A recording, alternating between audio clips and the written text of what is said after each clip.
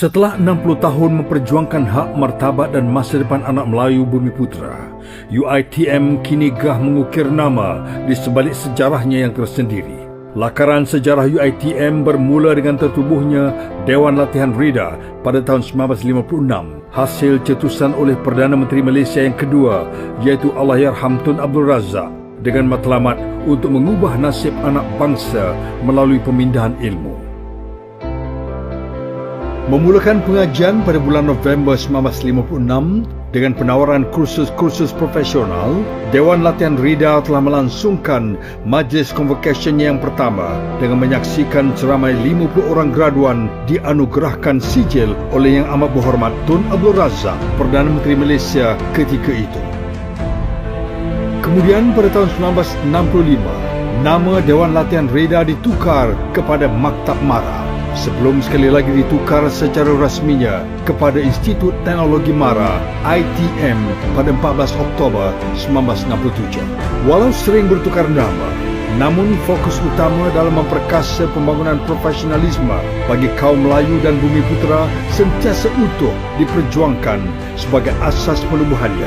Pembangunan ITM dalam tempoh 32 tahun keseluruhannya dilihat berkembang pesat dengan pertambahan penawaran pelbagai bidang kursus selaras dengan kemajuan dan peningkatan keperluan tenaga kerja pada masa itu. Walau sering bertukar nama, namun fokus utama dalam memperkasa pembangunan profesionalisme bagi kaum Melayu dan Bumiputera sentiasa utuh diperjuangkan sebagai asas penubuhannya. Malahan perjuangan Allahyarham Tun Abdul Razak turut menatar keseimbangan lanskap sosioekonomi Bumiputera ke arah yang lebih stabil.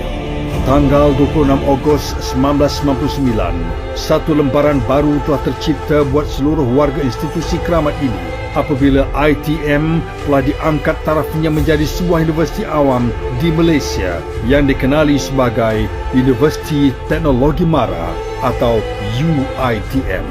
UiTM secara tidak langsung telah membuka lebih banyak peluang kepada anak-anak Melayu dan Bumiputera untuk menimba ilmu dalam pelbagai bidang, bersaing dan standing dengan kaum dan bangsa lain. Kini, Universiti Teknologi Mara telah mengorak langkah dengan mencetus ledakan kejayaan bukan sahaja sebagai sebuah universiti yang terulung di Malaysia, bahkan terkenal di arena antarabangsa.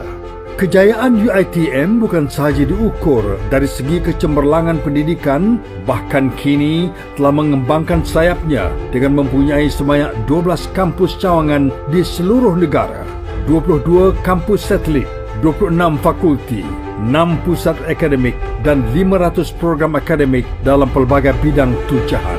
Setelah 60 tahun mendukung objektif penubuhannya, peranan UiTM kini menjadi bertambah penting dalam pembangunan dan kemakmuran negara. Selaras dengan misi dan visi UiTM untuk menjadi sebuah universiti unggul berteraskan keserjanaan bagi menerajui dinamisme Bumiputera dalam semua bidang profesional bertaraf dunia.